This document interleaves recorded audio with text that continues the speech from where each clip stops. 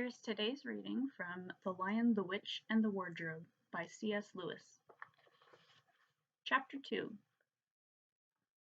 What Lucy Found There.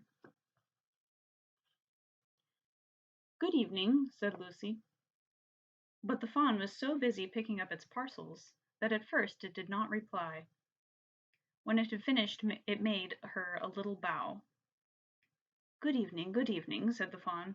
"Excuse me, I don't want to be inquisitive, but should I be right in thinking that you are a daughter of Eve?" "My name's Lucy," she said, not quite understanding him. "But you forgive me, you are what they call a girl?" asked the fawn. "Of course I'm a girl," said Lucy. "You are in fact human." "Of course I'm human," said Lucy, still a little puzzled. To be sure, said the fawn. "How stupid of me! But I've never seen a son of Adam or a daughter of Eve before. I am delighted. That is to say," and then it stopped as if it had been going to say something it had not intended, but had remembered in time. Delighted, it went on. "Allow me to introduce myself. My name is Tumnus." "I'm very pleased to meet you, Mr. Tumnus," said Lucy. "And may I ask, O Lucy, daughter of Eve," said Mr. Tumnus, "how have you come into Narnia?" "Narnia? What's that?" said Lucy. "This is the land of Narnia," said the fawn. "Where we are now, all that lies between the lamp-post and the great castle of Cair Paravel on the eastern sea." "And you have come from the wild woods of the west?" I got in through the wardrobe in the spare room," said Lucy. "Ah," said Mr. Tumnus in a rather melancholy voice, "if only I had worked harder at geography when I was a little fawn, I should no doubt know all about these strange countries. It is not too late now." "But they aren't countries at all," said Lucy, almost laughing. "It's only just back there. At least, I'm not sure. It's summer there." "Meanwhile," said Mr. Tumnus, "it is winter in Narnia, and it has been for ever so long, and we shall both catch cold if we stand here talking in the snow. Daughter of Eve from the far land of Sper where eternal summer reigns, around the bright city of Wardrobe, how would it be if you came and had tea with me?" "Thank you very much, Mr. Tumnus," said Lucy, "but I was wondering whether I ought to be getting back." "It's only just round the corner," said the fawn, "and there'll be a roaring fire, and toast, and sardines, and cake." "Well, it's very kind of you," said Lucy, "but I shan't be able to stay long."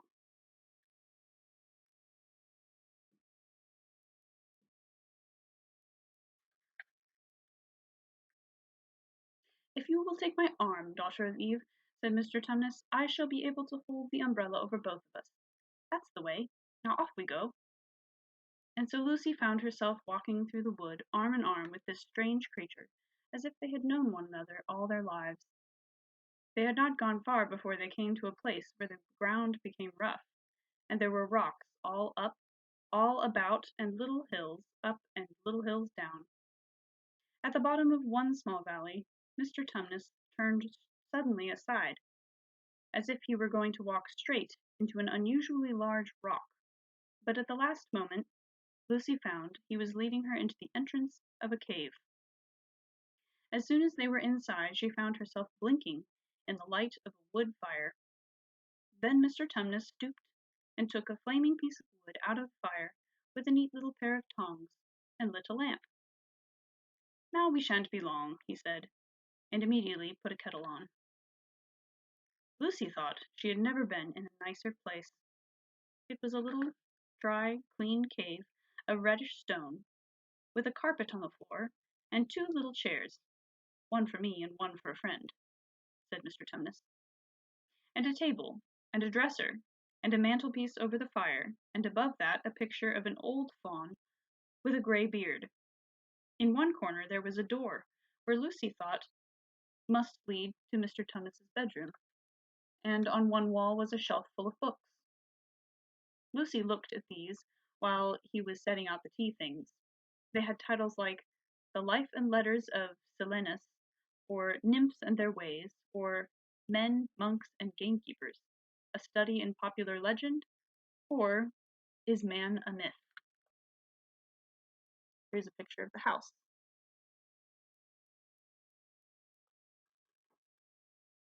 Now, daughter of Eve, said the fawn. And really, it was a wonderful tea. There was a nice brown egg, lightly boiled, for each of them, and then sardines, which is a kind of fish, on toast, and then buttered toast, and then toast with honey, and then a sugar-topped cake. And when Lucy was tired of eating, the fawn began to talk. He had wonderful tales to tell of life in the forest. He told about the midnight dances, and how the nymphs who lived in the wells and the dryads who lived in the trees came out to dance with the fawns, about long hunting parties after the milk-white stag, who could give you wishes if you caught him, about feasting and treasure-seeking with the wild red dwarfs in deep mines and caverns far beneath the forest floor, and then about summer, when the woods were green, and old Silenus on his fat donkey would come to visit them, and sometimes Bacchus himself. And then the streams would run with wine instead of water, and the whole forest would give itself up to jollification for weeks on end. Not that it isn't always winter now. Not that it isn't always winter now, he added gloomily. Then to cheer himself up, he took out from its case, on the dresser, a strange little flute that looked as if it were made of straw, and began to play. And the tune he played made Lucy want to cry and laugh and dance and go to sleep all at the same time. It must have been hours later when she shook herself and said, "Oh, Mr. Tumnus, I'm so sorry to stop you, and I do love that tune, but really, I must go home. I only meant to stay for a few minutes." "It's no good now, you know," said the fawn, laying down its flute and shaking its head at her very sorrowfully. "No good," said Lucy, jumping up and feeling rather frightened. "What do you mean? I've got to go home at once. The others will be wondering what has happened to me." But a moment later she asked, "Mr. Tumnus, whatever is the matter?" For the fawn's brown eyes had filled with tears, and then the tears began trickling down its cheeks, and soon they were running off the end of its nose, and at last it covered its face with its hands and began to howl. "Mr. Tumnus, Mr. Tumnus," said Lucy in great distress. Don't! What is the matter? Aren't you well? Dear Mr. Tumnus, do tell me what is wrong." But the fawn continued sobbing as if its heart would break. And even when Lucy went over and put her arms round him and lent him her handkerchief, he did not stop.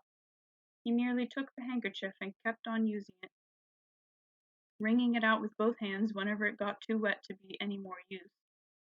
So that presently Lucy was standing in a damp patch. "Mr. Tumnus," bawled Lucy in one ear, shaking him, "do stop. Stop it at once. You ought to be ashamed of yourself. What a great big fawn like you! What on earth are you crying about?" "Oh, oh," sobbed Mr. Tumnus. "I'm crying because I'm such a bad fawn." "I don't think you are a bad fawn at all," said Lucy. "I think you are a very good fawn. You are the nicest fawn I've ever met." Oh, you wouldn't say that if you knew," replied Mr. Tumnus between his sobs. "No, I'm a bad fawn. I don't suppose there ever was a worse fawn since the beginning of the world." "But what have you done?" asked Lucy. "My old father now," said Mr. Tumnus. "That's his picture over the mantelpiece. He would never have done a thing like this." "A thing like what?" said Lucy. "Like what I've done," said the fawn. "Taken service under the White Witch. That's what I am. I'm in the pay of the White Witch." "The White Witch? Who is she?" "Why, it is she that has got all Narnia under her thumb. It's she that makes it always winter, and never Christmas. Think of that." "How awful," said Lucy. "But what does she pay you for?" "That's the worst of it," said Mr. Tumnus with a deep groan. "I'm a kidnapper for her. That's what I am. Look at me, daughter of Eve. Would you believe that I'm the sort of fawn to meet a poor innocent child in the wood, one that I had never done me any harm, and pretend to be friendly with it, and invite it home to my cave, all for the sake of lulling it asleep and then handing it over to the White Witch."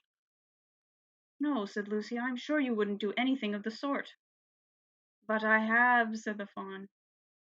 "Well," said Lucy rather slowly, for she wanted to be truthful, and yet not be too hard on him. "Well, that was pretty bad, but you're sorry for it, so sorry for it, that I'm sure you will never do it again." "Daughter of Eve, don't you understand?" said the Fawn. "It isn't something I have done. I'm doing it now, this very moment." "What do you mean?" cried Lucy, turning very white. "You are the child," said Tumnus. "I had orders from the White Witch that if ever I saw a son of Adam or a daughter of Eve in the wood, I was to catch them and hand them over to her.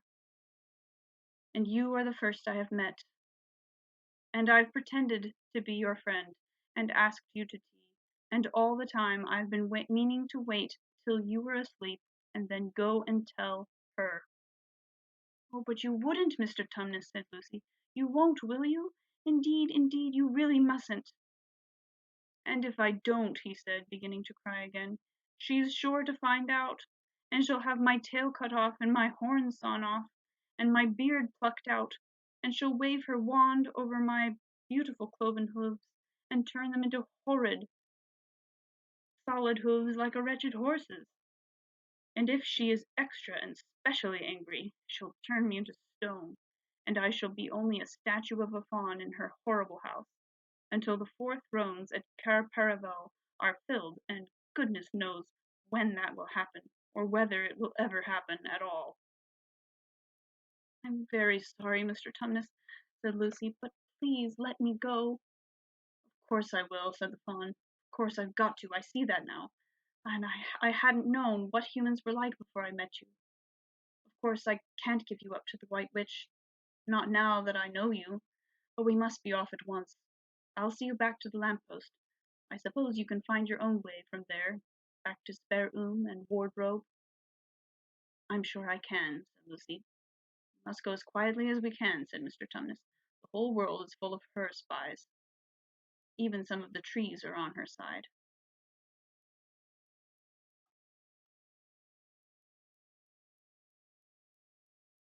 They both got up and left the tea things on the table, and Mr. Tumnus, once more, put up his umbrella, and gave Lucy his arm, and they went out into the snow. The journey back was not at all like the journey to the Fawn's cave. They stole along as quickly as they could without speaking a word, and Mr. Tumnus kept to the darkest places. Lucy was relieved when they reached the lamp post again. "Do you know your way from here, daughter of Eve?" said Tumnus. Lucy looked very hard between the trees, and could just see in the distance a patch of light that looked like daylight. "Yes," she said, "I can see the wardrobe door." "Be off as quick as you can," said the Fawn. "And can you ever forgive me for what I meant to do?" "Why, of course I can," said Lucy, shaking him heartily by the hand. "And I do hope you won't get into dreadful trouble on my account." "Farewell, daughter of Eve," he said. "Perhaps I may keep the handkerchief?" "Rather," said Lucy, then ran toward the far-off patch of daylight as quickly as her legs would carry her. And presently, instead of rough branches brushing past her, she felt coats, and instead of crunching snow under her feet, she felt wooden boards, and all at once she found herself jumping out of the wardrobe into the same empty room from which the whole adventure had started. She shut the wardrobe door tightly behind her, and looked around, panting for breath. It was still raining, and she could hear the voices of the others in the passage. "I'm here!" she shouted. "I'm here! I've come back! I'm all right!"